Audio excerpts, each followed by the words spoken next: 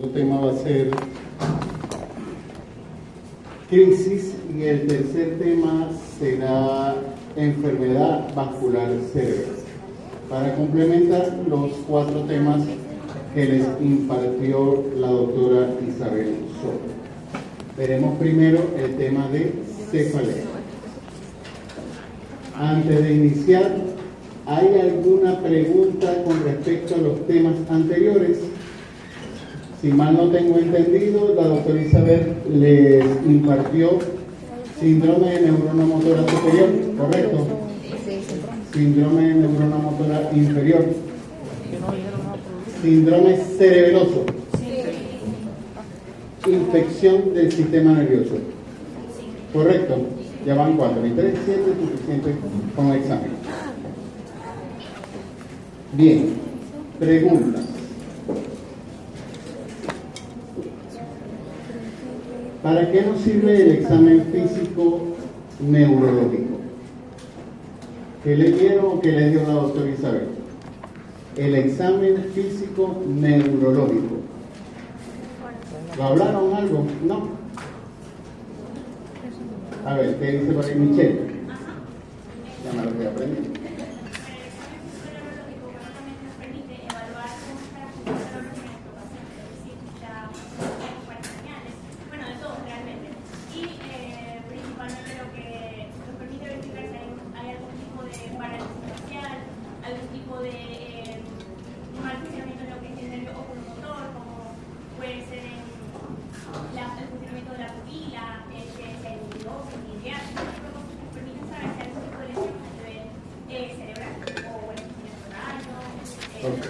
Dijiste, cuando había un profesor que yo tenía, decía, muchos circunloquios terminan en vaniloquio.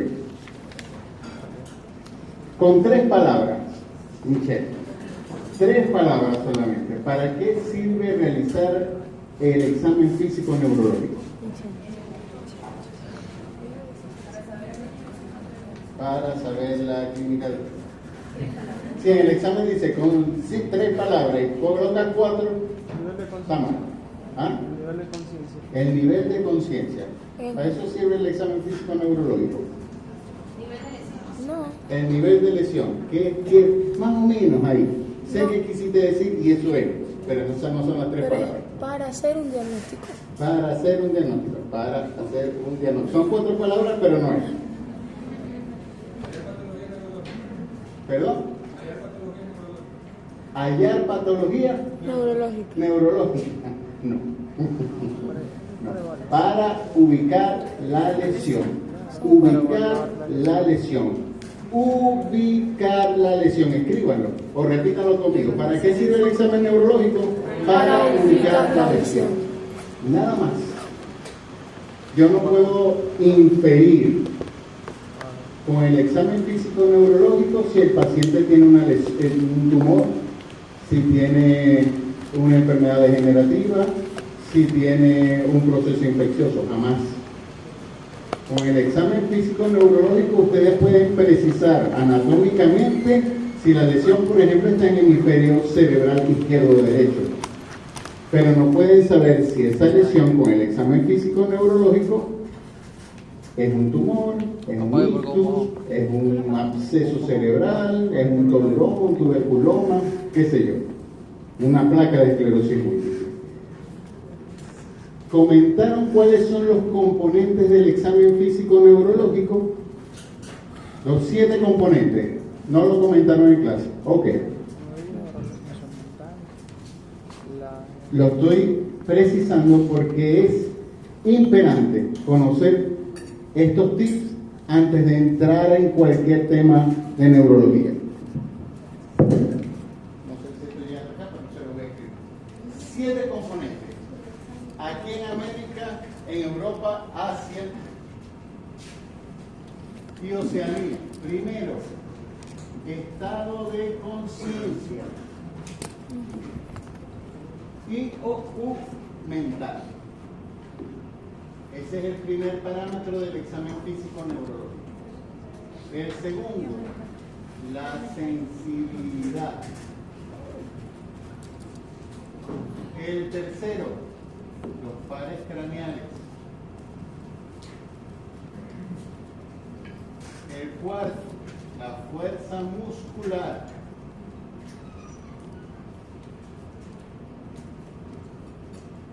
Quinto, los reflejos. Sexto, si hay rigidez de nuca. Y por último, el séptimo, la marcha y las pruebas cerebelosas.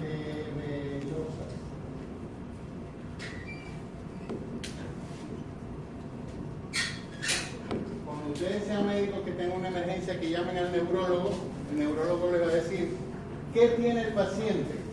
Después que le digan la enfermedad actual, tienen que reportar si tiene un proceso neurológico en orden esos 7 parámetros. Y el objetivo de segmentarlo de esa forma es para ubicar la lesión. Una ubicación anatómica. Ahora, para yo saber qué tiene el paciente, tengo que orientarme en lo que se denomina el perfil temporal.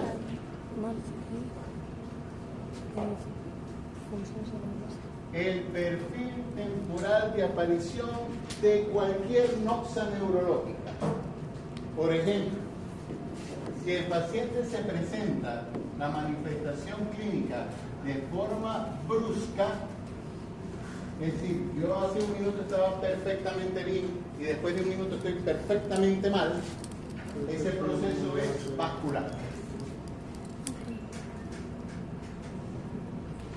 Es decir, tengo que inferir que cuando el paciente presenta una manifestación neurológica de forma brusca, una arteria o una vena se obstruyó o se rompió. Es lo que se denomina ictus, isquémico o hemorrágico. Sea la manifestación que sea, si es déficit motor, déficit sensitivo, déficit visual, alteración cerebelosa, si aparece de forma brusca, es un proceso vascular. Ahora, como le dijo la doctora Isabel, si el paciente, su manifestación clínica se acompaña de fiebre, es un proceso infeccioso. Porque fiebre es igual a infección. El mismo déficit motor, hemiparesia, séptimo par, decimosegundo par, lo que se presente. Si el paciente con esa manifestación clínica neurológica es acompañado de fiebre, yo tengo que inferir que ese paciente presenta un proceso infeccioso que lo está originando, ya sea meningitis bacteriana, encefalitis, meningoencefalitis, los 3 únicos procesos de infección intracraneal que existen. Ahora, si el paciente presenta un cuadro clínico neurológico de aparición o de un perfil temporal intermitente, es decir, no puedo caminar, ya puedo caminar, no puedo caminar, ya puedo caminar. Eso es inmunológico, porque los perfiles inmunológicos son intermitentes en su presentación. El paradigma de la enfermedad inmunológica del sistema nervioso central es la esclerosis múltiple.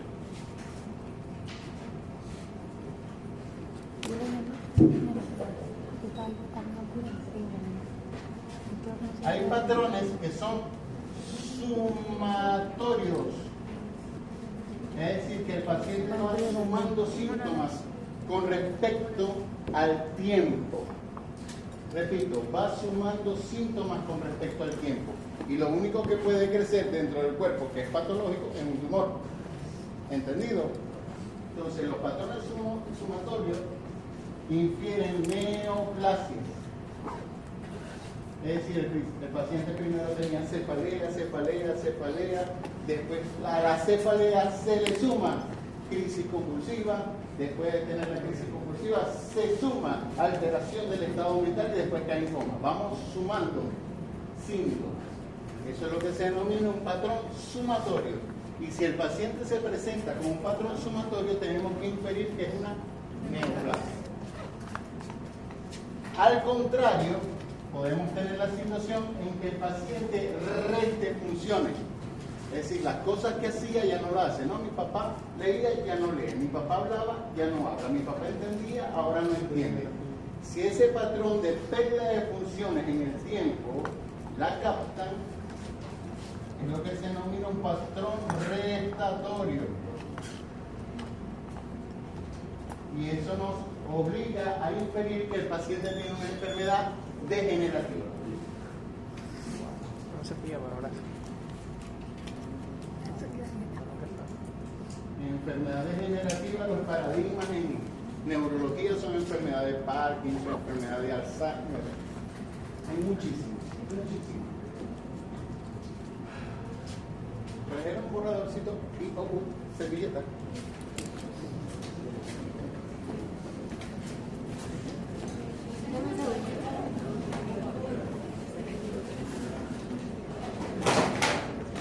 Gracias. Aquí. ¿Esto lo notaron?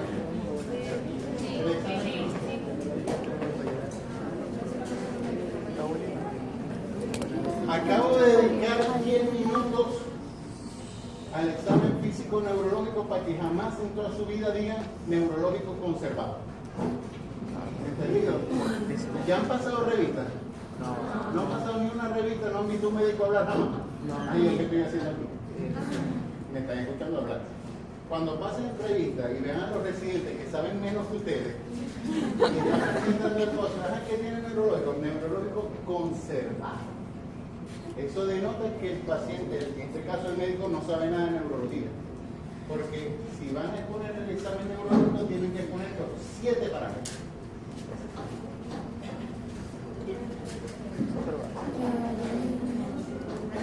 Seguimos con el perfil temporal. Sí, a este paciente que tiene una manifestación neurológica, tiene antecedentes de presentar un traumatismo,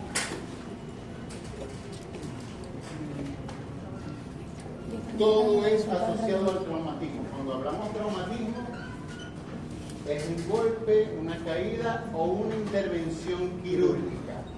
¿Ok?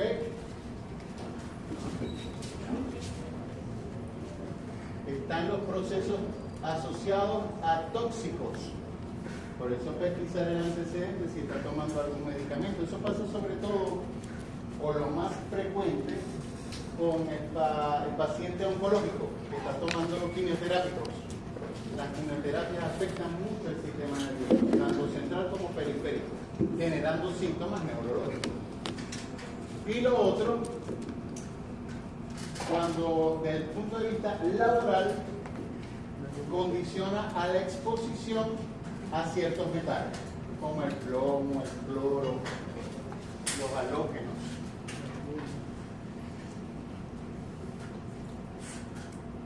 Los asociados a enfermedades crónicas.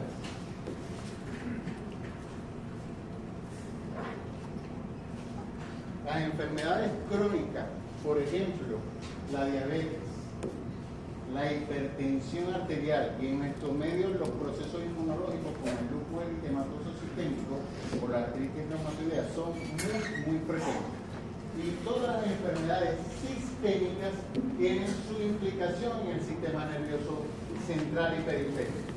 Y si tiene el paciente el antecedente, podemos estimar que está generando ese proceso. Por ejemplo, si el paciente tiene insuficiencia renal y no puede depurar de una forma adecuada la urea y aumenta la cantidad, la concentración de urea en el cuerpo, afecta el sistema nervioso central produciendo alteración del estado mental, un gran motivo de consulta en neurología. Y podemos decir que es lo que se denomina encefalopatía urémica. Simplemente con el antecedente. Porque si decimos, tiene un tumor cerebral, explica un síntoma. ¿Qué hacemos con la urea? Es un cabo suelto. En sus historias clínicas no pueden haber cabos sueltos. No pueden haber cabos sueltos. Y por último, las genéticas, a que nadie tiene culpa. El paciente tiene algún proceso de alteración en un segmento del ADN puede manifestarse con alteraciones genéticas en el sistema nervioso. Regla de oro en genética, no sé si han visto genética en verano, ya la vieron a esta altura, ¿no han visto genética? No. Toda malformación menor orienta a una malformación mayor. Es decir, que si le ven, tiene dos lóbulos de oreja, una malformación menor, tiene los dientecitos separados, una malformación menor, ustedes tienen que inferir que hay una mayor oculta. Y a veces esas malformaciones mayores ocultas están en el sistema nervioso. ¿Ok? ¿Estamos claros? Preguntas hasta ahora. Les acabo de resumir bibliotecas de neurología. Porque en este momento ya tiene la capacidad de hacer un diagnóstico neurológico. ¿Qué tiene? Déficit motor. Si es hemisferio, es hemisferio izquierdo. Ya sé dónde está la lesión. Pero sé qué es. No, ¿verdad? Sé dónde está.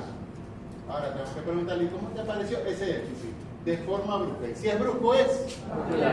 La siguiente pregunta, ¿te dio fiebre? Puede ser sí o no. Si le dio fiebre, es. Y si no le dio fiebre, es. ¿Se acabó? ¿Saben o no saben? Si saben, tienen poderes.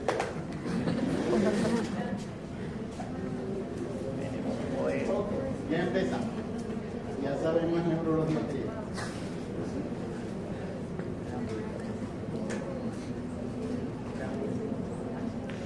Ahora, ¿por qué es importante saber neurología? Aquí donde ustedes me ven, yo soy diabético e hipertenso, ¿verdad? Diabético e hipertenso. Hipertenso hace más de 30 años y diabético de reciente año. El café y la Coca-Cola me van a matar. Pero ustedes me ven aquí independiente. Yo vine solito, estoy hablando, estoy compartiendo con ustedes, estoy funcionando. Lamentablemente los pacientes que tienen enfermedades del sistema nervioso no pueden funcionar. Porque toda enfermedad del sistema nervioso genera una secuela. Genera una secuela. A lo mejor si me han escuchado alguna grabación vieja, dice, toda enfermedad del cerebro mata, y si no mata te deja loco. Porque es así. Entonces un paciente cuando tiene un motivo de consulta relacionado al sistema nervioso, tienen que pensar que se va a morir. Porque es así. Y si no se muere, genera una secuela de tal magnitud que lo incapacita al paciente e incapacita a la familia. Porque si un señor, imagínense yo, que me dé un aquí y quede todo tullido, mis hijos que van para la universidad ya no pueden ir para la universidad porque se tienen que quedar a cuidarme. Porque ellos no trabajan para ganar y pagarle a una enfermera $20 diarios para que me cuiden. Entonces, ellos están condenados a no poderse graduar porque me tienen que cuidar a mí. Ay, ¿quién va a comprar las cosas? Entonces, ahí genera un conflicto interno. Bueno, pero ahora vos trabajas y yo estudio, vos trabajas y a mí formándose la cara. Eso lo tienen que pensar en emergencia antes de que el paciente quede así, porque el tiempo es cerebro. Entre yo más me tarde como médico a generar un diagnóstico, más me voy a tardar a generar un tratamiento. Y cada segundo que pase son neuronas que se pierden. ¿Y de quién es la culpa de que se mueran las neuronas en una emergencia? Del médico. Del médico. ¿Entendido? Entonces, eso obliga a que las enfermedades del sistema nervioso sean para nosotros especialmente estudiadas, especialmente tratadas. Muchas veces ustedes van a tener una emergencia, mucha gente sentada con sus enfermedades. Y uno no sabe, uno no puede respetar la cola como si estuvieran vendiendo harina pan. No, yo llegué primero, él llegó después, a mí me tienen que atender primero. Las emergencias no son así. Ustedes tienen que discriminar qué es lo más grave. ¿Quién se me va a poner primero? Y ese es el que va. Y los pacientes no son médicos. Ellos van a pelear. No, es que yo vengo por caspa y el otro paciente y yo tengo dolor en el pecho. Bueno, él tiene un infarto. Pero yo llegué primero y ahí se forma la zampablera. ¿Ustedes saben qué es una zampablera? ¿No? ¿Sí o no? ¿Y por qué no preguntan? Recuerden que no hay preguntas tontas, hay tontos que no hacen preguntas. San Pablera, van a investigarlo para el web.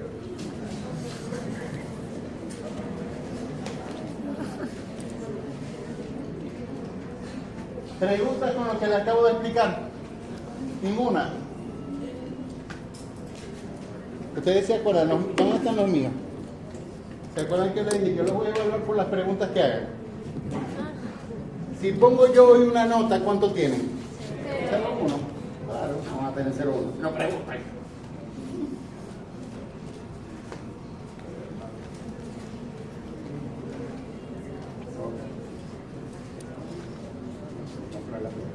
Hoy, Victoria de Los Ángeles, Quintero. Apague la luz, por favor. Muy bien. Cefalea. La cefalea es un síntoma. ¿Qué les acabo de decir? Ay, ¿qué les quise decir? Que no es un diagnóstico. Ahí estamos empezando también lo que es la neurología. Una cosa es lo que es semiología, una cosa es lo que quiere decir el paciente y otra cosa, una cosa es lo que dice y otra cosa es lo que quiere decir. Y la tercera cosa más importante es lo que yo entiendo. Eso es horrible. Pero lo que les quiero decir con que la cefalea es un síntoma es que no es un diagnóstico. A partir de la cefalea se abre un abanico de posibilidades diagnósticas, que es la función de hoy, discriminar para poder plantear de una forma más adecuada. Lo que les dije anteriormente, las enfermedades neurológicas causan incapacidad en un 43%, visual, auditiva, cognitiva, psicosocial y física. Física, cuando hablamos de física, es motora. Y tiempo es cerebro. Ya se lo expliqué con pelos y señales en la pizarra. El examen físico neurológico de todo paciente cuyo motivo de consulta oriente a que un proceso neurológico debe realizarse completo, sin omitir ninguno de los 7 parámetros. Como le dije anteriormente, solamente hay 9 o 10 enfermedades neurológicas, dependiendo de su perfil temporal, y ya lo discriminamos en la pizarra. Los patrones temporales son los clásicos, no se nos pueden olvidar si es brusco, si es asociado a fiebre, si es sumatorio, si es rotatorio, si es intermitente. Intermitente es lo que se denomina en neurología remisión. Si tiene un antecedente familiar, si tiene una enfermedad crónica, si tiene una seña genética.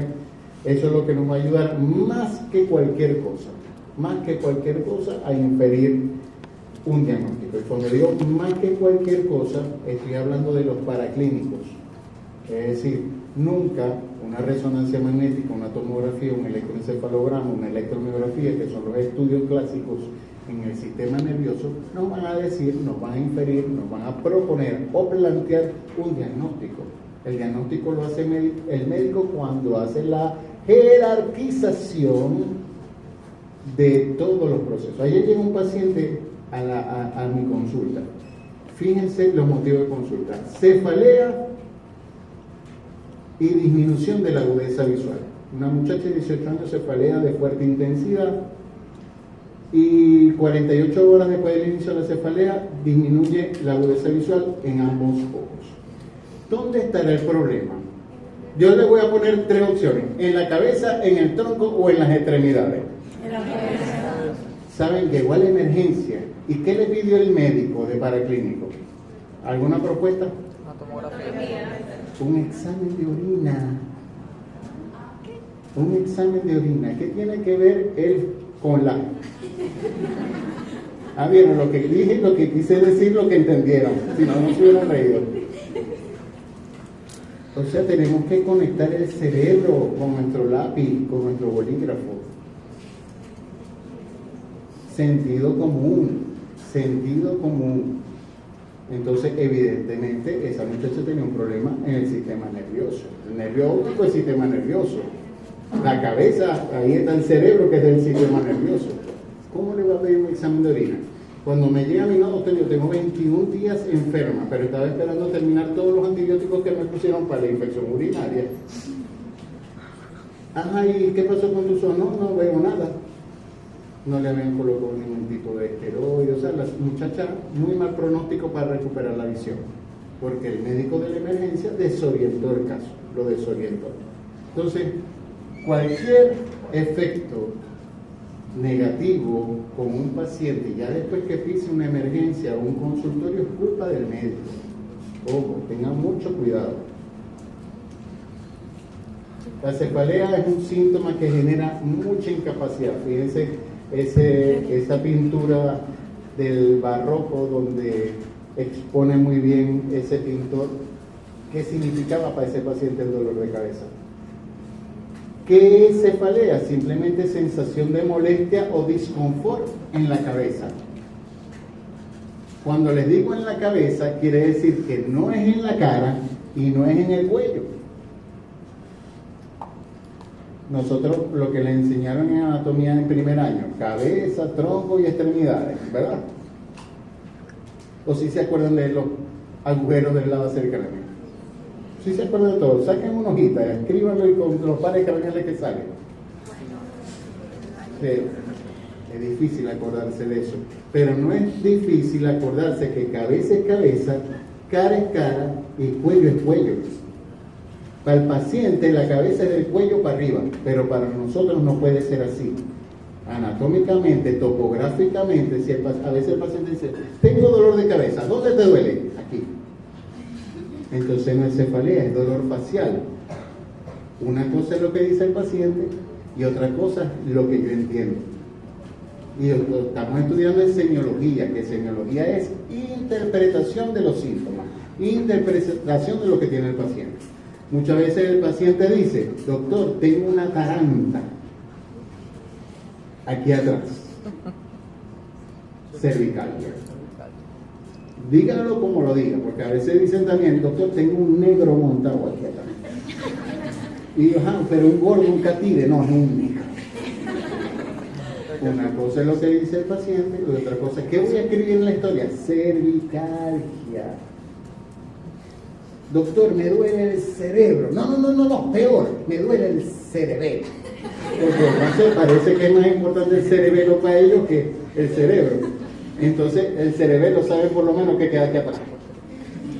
El paciente dijo, me duele el cerebelo. ¿Qué voy a escribir en la historia? Cervicalgia. Con mucho respeto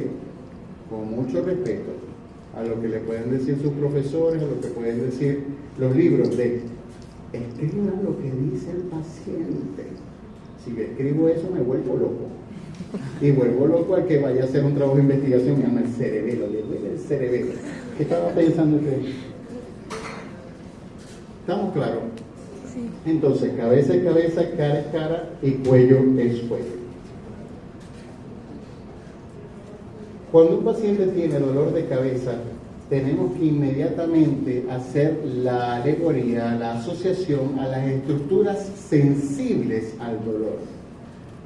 ¿Qué duele en la cabeza? Estimar que el cuero cabelludo, tejido celular subcutáneo, los músculos del cráneo son las entidades o las estructuras que más receptores nociceptivos tienen, seguido por el pericráneo, la base de los pares craneales y las arterias y las venas, que en su constitución anatómica también tienen nociceptores. Esas son las estructuras sensibles al dolor. ¿A quién no nombré? Al parénquima cerebral, porque el parénquima cerebral no tiene estructura sensible al dolor. El cerebro no duele. El cerebro no duele. Entonces, cuando el paciente dice, tengo dolor de cabeza, tengo cefalea, también puede decir, me duele la cefalea, los que Google los ha instruido un poquito. Tenemos que pensar inmediatamente qué estructura está inflamada, traccionada, comprimida, que le está generando dolor. Ahora, del punto de vista práctico, del punto de vista jurídico, para evitar que un paciente se nos muera, siempre tengo que pensar que el paciente tiene algo grave. Si lo piensa el paciente que no sabe, más lo tengo que pensar yo, que soy el médico que lo estoy abordando. Si el paciente tiene dolor de cabeza, ¿hay noxas que pueden comprometer su vida? Sí. Tumor cerebral, un absceso roto, una hemorragia subaracnoidea. Hay procesos intracraneales que pueden comprometer la vida del paciente. Ahora, ¿cómo los voy a sospechar desde el punto de vista práctico? Cuando el paciente presenta, asociado a la cefalea, estos síntomas que vemos aquí. Primero, vómitos. ¿Por qué? Porque si el paciente tiene cefalea y presenta vómitos, tengo que inferir que la presión intracraneal está aumentando. Cuando aumenta la presión intracraneal, hay unos vasoreceptores en el cuarto ventrículo que captan el aumento de la presión arterial generando vómitos. En los libros a lo mejor dice vómito en proyectil. Eso es paja, eso no sirve para nada. Vómito es vómito, porque no vamos a decir, señor, ¿tuvo vómito? Sí, doctor, tuve vómito. ¿Y lo pegó el chorro contra la pared? Entonces, si no pega el chorro por la pared, no es hipertensión intracraneal. No podemos inferir eso. ¿Ok? Una cosa es lo que dice el libro y otra cosa es lo que tengo que entender. Vómito es vómito. Cuando vean gastrointestinal van a explayarse en ese tema. Pero van a escuchar, no, si el vómito es alimentario, que el vómito es alimenticio, que el vómito es amarillo, que el vómito es... Ay, vómito es vómito. Se acabó. Lo importante es pesquisarlo y que existe. Nada más. Y en el contexto de dolor de cabeza es hipertensión intracraneal. Dos cosas que tienen que aprender. Primero, si tiene vómito ese paciente con dolor de cabeza, hay que hacerle un estudio tomográfico o resonancia magnética. Y segundo, no se puede ir para su casa. Tiene que dejarlo en observación hasta que precisen la imagen. Como le dije anteriormente al inicio, si tiene fiebre y tiene dolor de cabeza, el paciente tiene una infección intracraneal hasta que se demuestre lo contrario. Eso es lo primero que tenemos que pensar. Si el paciente tiene cefalea y tiene crisis convulsiva, evidentemente hay una noxa que está irritando la corteza cerebral que genera la crisis. Si el paciente tiene déficit motor, como les explicó muy bien la doctora Isabel, tiene una noxa en todo el recorrido de la primera neurona, desde BETS hasta el cordón medular, que puede estar generando esa cefalea. Y la alteración del estado mental que denota afectación de la corteza cerebral. Entonces, el paciente tiene dolor de cabeza, yo pienso que les puede estar pasando, qué estructura está comprimida, y mi siguiente pregunta es, ¿ese dolor de cabeza está con vómito, fiebre, convulsiones, déficit motor, alteración de estado mental? Vean que son 5 cosas. Imagínense su mano y van preguntando. No se les puede olvidar. Si cualquiera de esos procesos es lo que se denomina una cefalea secundaria. Sedimentamos. Si el paciente presenta signos de alarma, que son estos signos anteriores, siempre plantear cefalea secundaria. Ustedes están empezando y son en la segunda clase de patología, pero si fuera más perspicaces, preguntan, doctor, ¿y el dengue da dolor de cabeza y fiebre? Yo no les estoy diciendo que no, sino que tienen que pensar que tiene una infección intracraneal. Si tienen una infección intracraneal, solamente son 3 posibilidades: meningitis, encefalitis o meningoencefalitis. No hay por dónde agarrar. ¿Qué es lo que tengo que hacer? Acostar a ese paciente, verificar si tiene rigidez de nuca. Si no tiene rigidez de nuca, no es meningitis. Si no está vuelto loco, no es encefalitis. Y si no está vuelto loco ni tiene rigidez de nuca, no es meningoencefalitis. Ahí es que yo planteo, bueno, puede ser dengue, puede ser Epstein-Barr, citomegalovirus, cualquier tontería de virus que le puede estar generando malestar, cefalea y fiebre. Pero ya pesquisé, pasé por mi responsabilidad de pesquisar una infección intracraneal. Doctor, pero igual en el caso de dengue o cualquier Zuli. Sí. O microorganismo se le llama igual cefalea secundaria, ¿verdad? Sí, claro. Provoca por una infección. Esos son diagnósticos sindromáticos.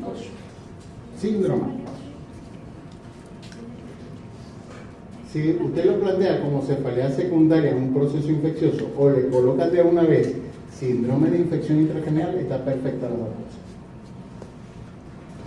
¿Cuáles son las causas de cefalea secundaria? La primera son las infecciosas. Meningitis, encefalitis y meningoencefalitis. Ya hicimos la discriminación topográfica y clínica de las mismas. Neoplasia, cuando vamos a inferir que es neoplásico, porque tiene un patrón de presentación. Un patrón de presentación. Digan, sumatorio. 2, 3. Sumatorio. Entonces sí cuesta. Sumatorio. Ojo, lo que les acabo de explicar lo pueden aplicar para cualquier órgano. Corazón, pulmón, estómago, intestino, este mismo esquema para todo el mundo. ¿Ok? Y se les va a facilitar la vida muchísimo. Porque si el paciente presenta un patrón sumatorio, es decir, tengo dolor de cabeza, ese dolor de cabeza cada vez es más intenso, y se suma vómito, y se suma déficit motor, y se suma alteración del estado mental, evidentemente estamos ante la presencia de un tumor cerebral. Perdón. Vasculares que pueden generar cefalea, ojo, ictus, un ictus isquémico nunca va a dar dolor de cabeza, y un ictus hemorrágico tampoco debe dar dolor de cabeza si no hay una estructura sensible al dolor irritada. Por ejemplo, en la encefalopatía hipertensiva, cuando el paciente presenta de forma sostenida hipertensión arterial y además de tener hipertensión arterial en grado de crisis, tiene alteración del estado mental porque hay edema neuronal. Ese edema neuronal, multiplíquelo por todos los cuerpos neuronales que en el cerebro puede generar tracción de las meninges y por consiguiente cefalea. Es uno de los escenarios. Ajá, ya. Ahora que estamos hablando de tumor, ¿puede causar también vértigo? Si el tumor está en una estructura sensible al vértigo, es decir, tallo cerebro o cerebelo, puede producir también vértigo. Pero el vértigo ubica, ¿entendido? El vértigo ubica la lesión, pero no te indica que es un signo de peligro. Ojo. Y la hemorragia subaracnoidea. La hemorragia subaracnoidea, cuando en una arteria se rompe un aneurisma, esa sangre sale al espacio subaracnoideo irritando la meninge, generando cefalea. Aquí podemos ver en el síndrome de hipertensión intracraneal cómo los síntomas predominantes son cefalea y vómitos. Aquí tenemos una imagen con un tumor cerebral generando aumento de la presión intracraneal. Aquí tenemos un tumor, un craneofaringioma que comprime completamente el cerebro generando hidrocefalia. La hidrocefalia hace que aumente la presión intracraneal generando cefalea y vómitos. En los libros ustedes van a ver una tríada para la hipertensión intracraneal, que es cefalea, vómito y papiledema. Aquí estamos viendo lo que se denomina papiledema. Este es el fondo de ojo de un ojo derecho. Sabemos que es el ojo derecho por la ubicación del disco óptico, y este disco óptico, fíjense que el borde del disco óptico está totalmente irregular, tiene focos de hemorragia, un papiledema grado 4. Estas bolitas redondas son focos de hemorragia. Fíjense que se pierde la relación entre las arterias y las venas del nervio óptico. Pero el papiledema sucede cuando el paciente ya tiene 21 días o más de hipertensión intracraneal. Es decir, que si tiene el paciente 7 días con cefalea y vómitos, puede presentar cefalea, puede presentar el vómito y el fondo de ojo está perfectamente normal. Por eso no es una condición sine qua non que esté el papiledema. En la infección intracraneal, lo más importante desde el punto de vista clínico es precisar si tiene rigidez de nuca. Si tiene rigidez de nuca, tenemos que plantear que esté irritada la meningitis y tiene meningitis. Ahora, esa puede ser una meningitis pura si no hay alteración del estado mental. Si hay meningitis con alteración si hay irritación meningea con alteración del estado mental, estamos en presencia de meningoencefalitis. Y las causas más frecuentes, más del 90% de la meningoencefalitis, son subagudas, es decir, criptococo, tuberculosis y toxoplasma. Y si el paciente no tiene rigidez nunca, pero tiene alteración encefálica, ya sea porque tenga alteración del estado de conciencia mental o crisis convulsiva, tenemos que inferir que es un virus. En más del 95% las encefalitis puras son producidas por virus. La hemorragia subarachnoidea, el paciente presenta cefalea intensa, brusca, porque es un proceso vascular, e itinerante. Itinerante quiere decir que ese paciente frecuentemente ha consultado a otros médicos y va viajando de emergencia en emergencia hasta que cae en coma y se muere. Entonces dice, no, esto es una cefalea normal, esto es dengue. Y le colocan Atamel para la casa, y vuelve para el otro ambulatorio, esto es dengue. Atamel y para la casa. Va a una clínica y ahí sí lo inyectan y todo, y le siguen diciendo que es dengue. Y lo envían para la casa hasta que nos llega a nosotros aquí al hospital en coma, porque se ha gastado todo el dinero en analgésicos sin precisar, por lo menos tener la decencia de examinar ese paciente. Si el paciente tiene una hemorragia subarachnoidea y esa sangre llegó a la meninge, está irritado, y cuando yo lo examine, va a tener rigidez de nuca. Es fácil la neurología. Lo que hay que ser responsable en respetar que hay que examinar al paciente, porque los pacientes, mis hijos, hay que examinarlos. El examen físico es su mejor amigo. El examen físico es el profesor que está discutiendo el caso con ustedes. Ustedes interrogan al paciente, tienen una percepción diagnóstica, y el examen físico les va a decir si ustedes tienen razón o no. Pregunta, hija. Cuando estaba mencionando este caso, usted dice que el paciente va a tener una cefalea muy repetitiva, ¿cierto? No. Itinerante. Brusca, itinerante. Itinerante es que va buscando ayuda en diferentes centros. Pero con el pico que el dolor lo va a tener constante. Desde que empieza no se le va a quitar. Entonces, por ejemplo, si la persona llega, no, que es migraña, ¿cómo diferenciamos esto?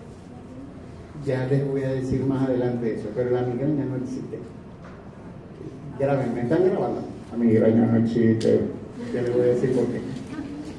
Pero no, ya vas a adquirir esa competencia en 10 minutos. Lo importante es que examinen al paciente. Que examinen al paciente. Yo puedo tolerar, y se lo digo a mi residente, yo tolero un médico que sea bruto, no hay ningún problema. Tenemos todas nuestras deficiencias y tenemos que estudiar. Pero lo que sí es intolerable es que seamos irresponsables.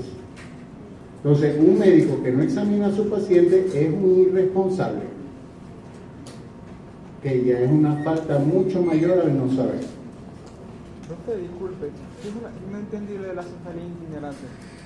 Itinerario denota viaje. Entonces, es el paciente que clínicamente va a una emergencia porque tiene dolor de cabeza. El médico que estuvo en esa emergencia no pesquisó que era una hemorragia, le colocan analgésico y va para otra emergencia, le colocan analgésico, no resuelve, va para otra emergencia y sigue con dolor. Entonces, cuando te llega a tu consultorio o a tu emergencia, es el paciente que típicamente ha ido a 4 o 5 médicos por presentar el mismo dolor. Tienes que inferir que es una hemorragia subarachnoidea. ¿Entendido? Claro, ¿cuál es la finalidad de estos compartir? De que de una vez lo diagnostiquéis, que no se lo envíes para la casa, porque si se muere en la casa, ¿quién te vio? ¿Cómo te llamas tú? Richard. A mí me vio el doctor Richard en la emergencia. Ay, ¿qué te dijo? Que era dengue. Ay, ¿qué le pasó? Se murió.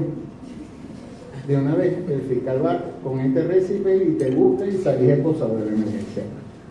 Si el familiar quiere proceder, ¿me explico? Porque no, eso es una falta, un delito, un homicidio culposo por impericia. Ustedes tienen que tener como médicos la capacidad de diagnosticar, y si no diagnostican, están fallando, tan sencillo como eso. Y es penable, punible. ¿Esa persona podría presentar vómito? Claro, pero puede ser que no. Valsalva. Valsalva, muy bien, buena pregunta. Valsalva es expiración forzada a glotis cerrada. Por ejemplo, tos, por ejemplo, vómito. Son elementos que hacen aumentar la presión intratorácica, que por consiguiente aumenta de forma refleja la presión intracraneal, y los aneurismas los puede romper. Porque el aneurisma es una sección de la arteria que no tiene capa muscular, solamente tiene la capa externa. Y es sensible al aumento de la presión. Cuando aumenta la presión intravascular puede estallar el aneurisma. así como vemos aquí. Una arteria, una arteria, una arteria, y de repente, Profe, es un estornudo, ¿verdad? estornudo, vómito, el que quieran levantar un balde, se agachan a recoger algo. ¿Cómo? Aquí en el fondo de ojo, esta imagen denota un fenómeno al fondo de ojo que se denomina hemorragia subhialoidea. Esto que vemos aquí con nivel líquido es lo que se denomina hemorragia subhialoidea. Fíjense que aquí no hay edema de papila, o papiledema, mejor dicho. El disco está perfectamente, pero la sangre está regada en el fondo de ojo. Se denomina hemorragia subhialoidea. Y esta es la misma sangre intracraneal que está desplazándose en todo el sistema nervioso. De hecho, si tú haces un fondo de ojo en la mañana al paciente y ves esto, puede ser que en la tarde, cuando lo vayas a ver, no esté.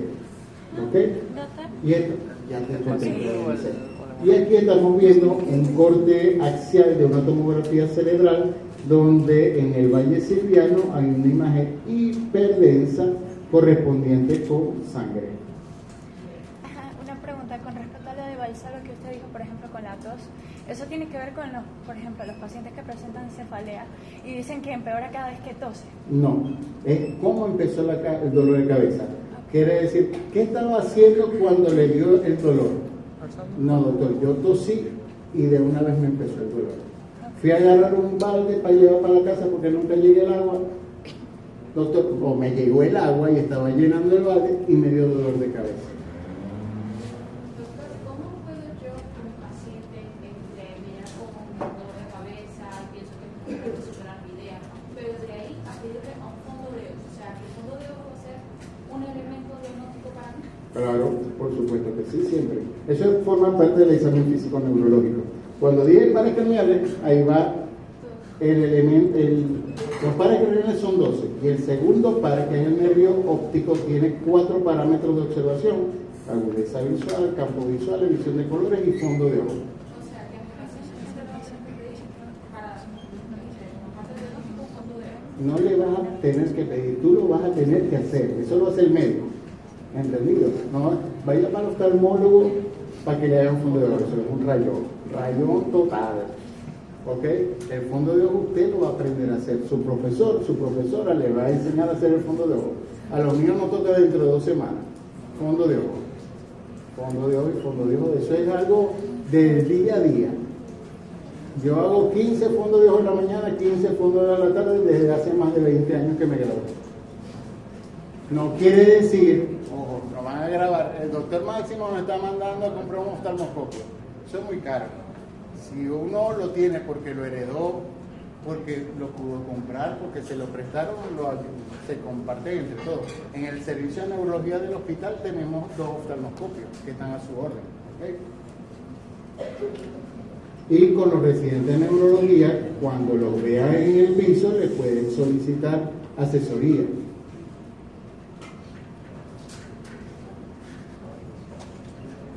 Muy bien, la encefalopatía hipertensiva es un proceso que puede tener dolor de cabeza, pero no es lo más importante del dolor de cabeza. Lo más importante de la encefalopatía hipertensiva son las cifras tensionales elevadas y la alteración del estado de conciencia aumentada.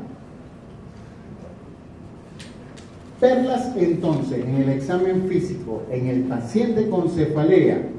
Si pesquisamos que tiene este paciente alteración del estado de conciencia mental, es decir, que el paciente esté con tendencia a dormirse o que diga alguna locura, Chávez vive, la patria vive, cosas así. Eso hay que pedir eso es red flag, como dicen ahorita los muchachos. Afectación de pares craneales. Cualquier par craneal, si está afectado en un paciente con cefalea, tiene que pensar que la cefalea es secundaria. Si el paciente tiene en el fondo de ojo el papiledema o la hemorragia subhialoidea, que lo vimos ahorita en la foto, si presenta déficit motor o rigidez de nuca, esos son los elementos en el examen físico neurológico que los van a apoyar ustedes. Primero, a que el paciente se tiene que quedar hospitalizado.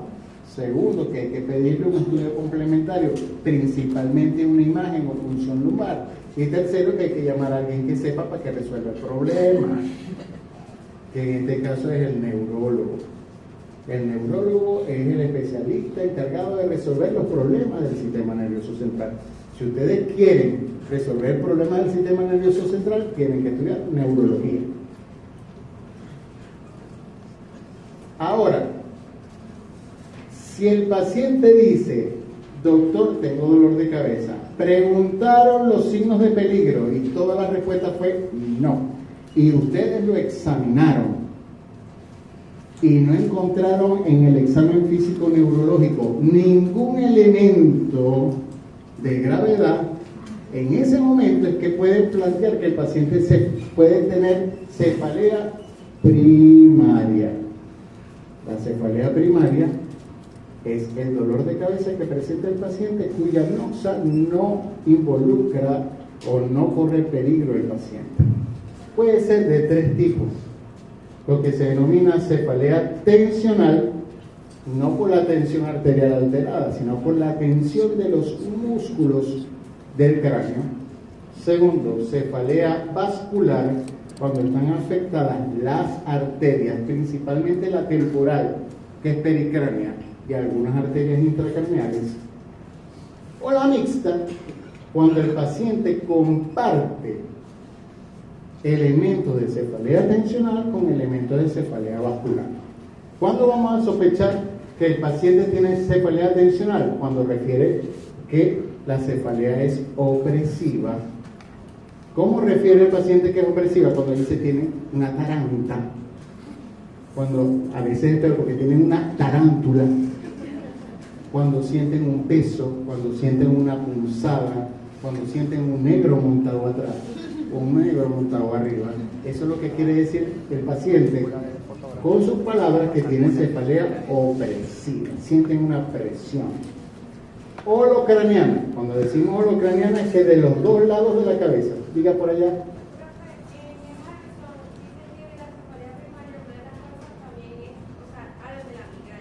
Ya vamos para allá, calma, la migraña está en los libros. Y sí existe, pero no quiero que se vayan con eso. Yo vivo de las migrañas que ustedes diagnostican, que no se mejoran y que van para mi consulta. El rollo no es que yo viva de eso, yo estoy de acuerdo con vivir de eso. Pero empiezan a hablar mal del médico que los diagnosticó. Ese médico no me resolvió el problema, eso no sabe nada. Qué horrible es que digan de un médico que no sabe. Horrible. También que digan que es irresponsable es más horrible todavía, pero que no sepan entre nosotros, que somos los médicos, es horrible. Pero ya vamos para allá. ¿Cuándo vamos a sospechar? Lo otro, el tercer parámetro de la cefalea tensional es que es de larga duración. Doctor, yo tengo 3 días con dolor de cabeza. Eso orienta que es un proceso tensional. ¿Por qué? Porque la cefalea vascular, el paradigma de la cefalea vascular, es decir, el gran ejemplo de la cefalea vascular es la migraña. Entonces, ¿cuándo vamos a sospechar que es cefalea vascular o migraña? Porque migraña viene porque el término hemicráneo se degeneró hasta migraña. Es exclusivamente hemicráneo. O sea, solamente de un lado.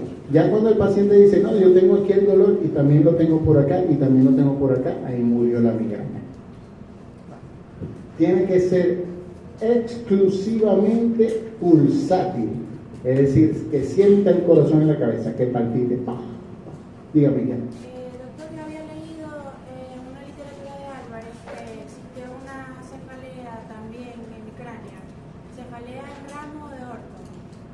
También se puede confundir con ella o... Cefalea histamínica de Horn.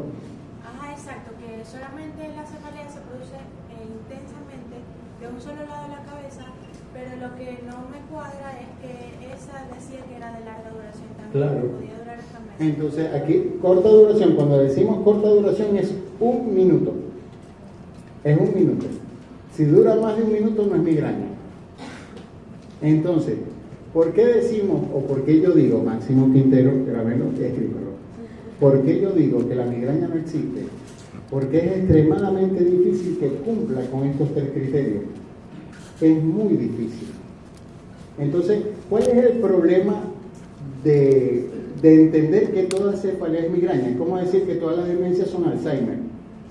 Y ahorita cada vez me cuesta más, por ejemplo, en una emergencia, cuando llega un viejito, una emergencia no, la consulta, cuando llega un viejito y dice el familiar, mi papá tiene Alzheimer, mi mamá tiene Alzheimer, y no todas las demencias son Alzheimer.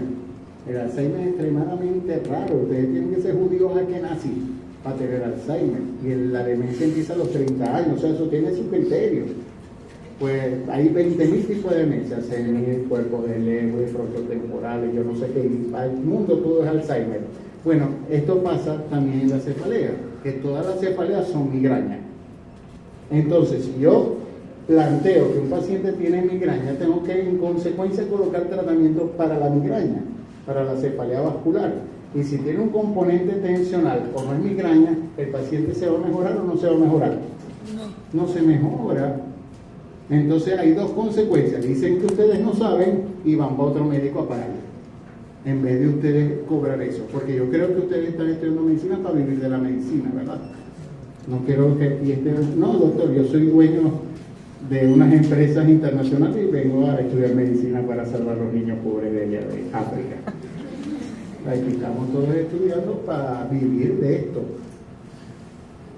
Y lo único que va a garantizar que el paciente, cuando tenga sus $100, entren para la puerta que diga el nombre de ustedes, es que ustedes sean muy buenos. Y para ser muy bueno hay que estudiar. Y no solamente estudiar, hacerle entender a la gente que ustedes saben. Y para hacer entender a la gente que ustedes saben, tienen que, además de saber, ser buena gente. Porque yo no voy a pagarle $100 a alguien que me trate mal. Poder ser un genio, pero si eres un patán, no voy a entrarle. Entonces la medicina es difícil. Están en el momento de cambiarse. Para otra cosa es que sí, sea productiva. No, mentira. La medicina es la mejor carrera del mundo. Muy bien. Entonces, Aixa, por eso es que digo que la migraña no existe. Ahora, ¿qué sí existe? La cefalea mixta. Uy, eso es lo más frecuente. Es más sano para ustedes y para el paciente entender que el dolor de cabeza, la cefalea primaria, tiene componentes vasculares y componentes tensionales. Entonces el paciente puede decir con toda libertad del mundo, me palpita toda la cabeza. Entonces, si es pulsátil, el carácter del dolor quiere decir que hay un componente vascular, pero que sea en toda la cabeza ya orienta que también hay un componente tensional. ¿Quién va a preguntar por allá? No alzaron la mano.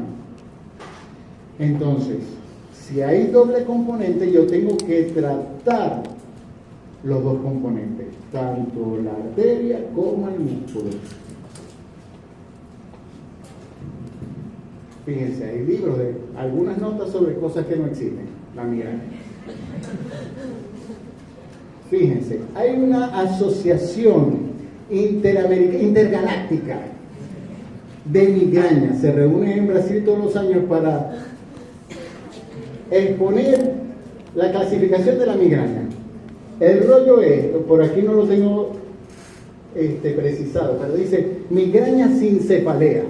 O sea, usted le puede dar migraña sin que le duela la cabeza, pero tiene migraña. Eso es lógico. ¿Sí o no? No es lógico.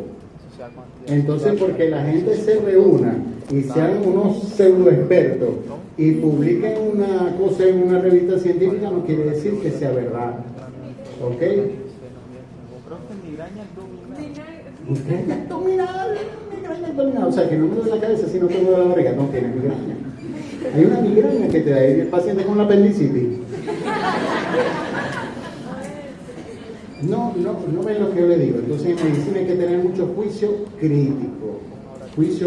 No podemos ser inocentes que todo lo que me digan, ay, sí, es verdad. Porque está en los libros, ay, sí, es verdad.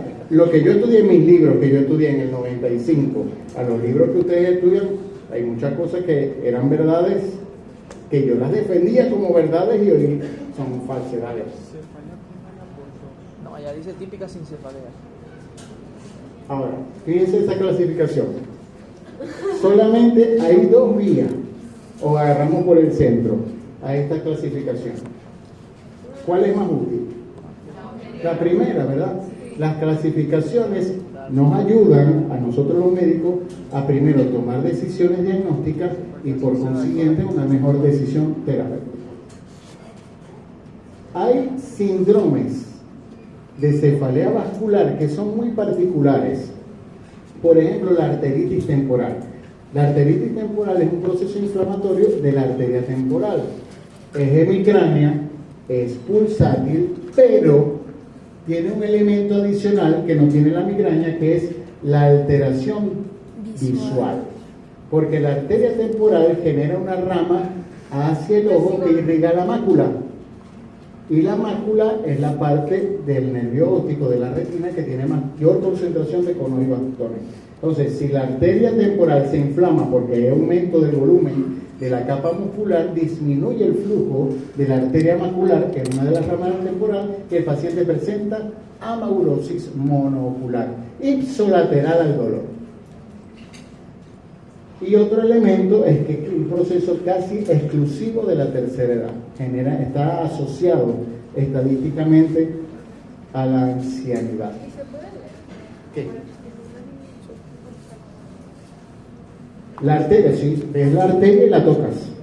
Cuando tú tocas la arteria la sientes caliente y hay mucho dolor en el paciente cuando te coloca las dos manos en la cabeza y sientes. Lo importante de precisar que una arteritis temporal es que el tratamiento es muy sencillo, que es esteroide. El esteroide que ustedes quieran, hidrocortisona, dexametasona, depomedrol, lo que degenere y mejora en minutos. ¿Perdón? No importa, pero hay que saber la visión. O sea, si es uno deprimido, inmunosuprimido, inmunorregulado, si está tomando algún tratamiento, le colocas un tapabocas y le colocas el esteroide. Pero si no le colocan el esteroide va a tener dos problemas. En la inmunosupresión, que no se le va a quitar, y queda ciego. Que sí se puede perder. Hay dos tipos de médicos. Ahí yo en las 3 clases que les voy a dar, les voy a tratar de enseñar lo que más puedo. Me parezco un viejo. Estoy ya, como los que se van a morir. Ah, bueno, mis hijos, acuérdense. Tengo los pobres ahí debajo. No, el colchón. Hay dos tipos de médicos. Los que resolvemos problemas y los que generaron problemas. Apréndanse eso de memoria. ¿Qué tipo de médico voy a ser yo? ¿El que resuelve o el que genera? Les puse un ejemplo hace 10 minutos con el examen de orina. O sea, por no saber, le dije a esas muchachas que no veía que se hiciera un examen de orina. Para desgracia de ellas salió una bacteria, unos leucocitos. Y le dijeron, bueno, lo primero es el examen de orina. Vamos a regular tu infección urinaria y después vemos qué pasa con tus ojos. Y quedó ciega. Sigue con la misma infección porque le colocó un tratamiento que no sirve. Y quedó ciega. Llegó con un problema, ahora tiene 2. Ese médico resolvió o generó problemas. ¿Por qué? Por desconocimiento. Ustedes no ven que cuando vamos a un ambulatorio siempre el diagnóstico es síndrome viral. Tengan lo que tengan, síndrome viral. Tengo un celular, síndrome viral. No veo, síndrome viral. Me duele la garganta, síndrome viral. Me duele el pecho, síndrome viral con dolor en el pecho. O sea, por no saber. La cefalea histamínica de Horton es un proceso similar a la arteritis temporal, pero está mediado por histamina. Y lo característico es que el paciente lo despierta el dolor en la madrugada y está asociado a una discrasia alimentaria. Es decir, que el paciente tomó vino, se comió unos camarones, o sea, un alérgeno que le desencadena el dolor. Y además, la cefalea histamínica de Horton, de presentarse con dolor en el cráneo pulsátil, presenta tosis palpebral y epífora. Entonces, ese elemento de la tosis palpebral y la epífora descarta que sea migraña, porque el examen físico de la migraña es perfectamente normal. ¿Eso qué es epífora? Epífora, lagrimeo. Ah, ok. Cuando solicitamos una imagen, cuando el paciente o tenga un síntoma asociado de gravedad y al examen físico pesquisemos un signo de alarma. para colocarle el tratamiento, lo importante que hay que saber, así yo no me sepa las medicinas, que el tratamiento tiene que ser coherente con el diagnóstico. Yo no puedo decir que el paciente tiene cefalea tensional y le coloco antimigrañoso, o viceversa, ¿ok? Tener sentido común, resolver rápidamente, porque si no genera secuelas, y pensar siempre en favor del paciente. ¿Qué es pensar en favor del paciente? Pensar que tiene lo peor. Es preferible que usted haga gastar al paciente $50 más con una tomografía que no necesitaba tal vez, a que lo envíen para su casa y ustedes confíen en su pericia. Yo que tengo 20 años de médico, 15 años de neurólogo, no confío en mi pericia. Siempre pienso en favor del paciente. No, puede ser que tengas algo malo, vamos a hacer esto. Y después que hago la imagen y está normal, yo me quedo tranquilo, sí puedes ir para la casa. Ok, ya está. Ok, preguntas. ¿Alguna pregunta o un comentario? Cefalea y los mitos del dolor de cabeza. Tenemos que procurar que de ahora en adelante eliminemos mitos. Por ejemplo, la cefalea y los nervios. Doctor, yo tengo dolor de cabeza. ¿Qué hiciste? Fue para el oftalmólogo. O sea, ¿qué tiene que ver una cosa con la otra? Si ustedes van para el oftalmólogo va a mejorar la visión, pero una alteración visual no va a generar dolor de cabeza. Ni la hipermetropía, ni el astigmatismo, ni la miopía va a generar dolor de cabeza. Jamás. Entonces, eso es un mito que hay que derribar. Segundo, esto es más que todos los viejos andinos que dicen, debo tener los triglicéridos altos porque me duele la cabeza.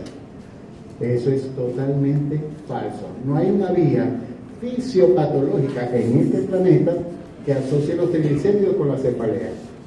Con la hipertensión arterial menos. Ojo, no es lo mismo hipertensión arterial que encefalopatía hipertensiva. Si el paciente está en consulta, está perfectamente normal y tiene dolor de cabeza con síntomas tensionales elevadas, lo más probable es que sea hipertenso y el dolor de cabeza le esté generando la hipertensión que al revés. O los golpes salen después. Doctor, tiene 70 años, cuando yo tenía 10 años me caí de una mata. Debe ser ese el dolorcito que me está saliendo después. La cefalea postraumática se puede asociar hasta un año después del golpe. Después del año, no. Y bueno, y hay mucho más, mucho más. Esta mosquita. Ahí ya se acabó. Aquí está. Arthur Conan nos decía, denle a mi cerebro el mayor problema, el mayor trabajo, el más obtuso de los criptogramas y encontraré mi atmósfera. La invitación es a que todos los procesos neurológicos que son muy complicados no les tengan miedo, no les saquen el cuerpo, ahóndenlo, escrutíñenlo, hagan su escrutinio clínico para que aprendamos juntos a plantear diagnósticos muy interesantes. Muchas gracias.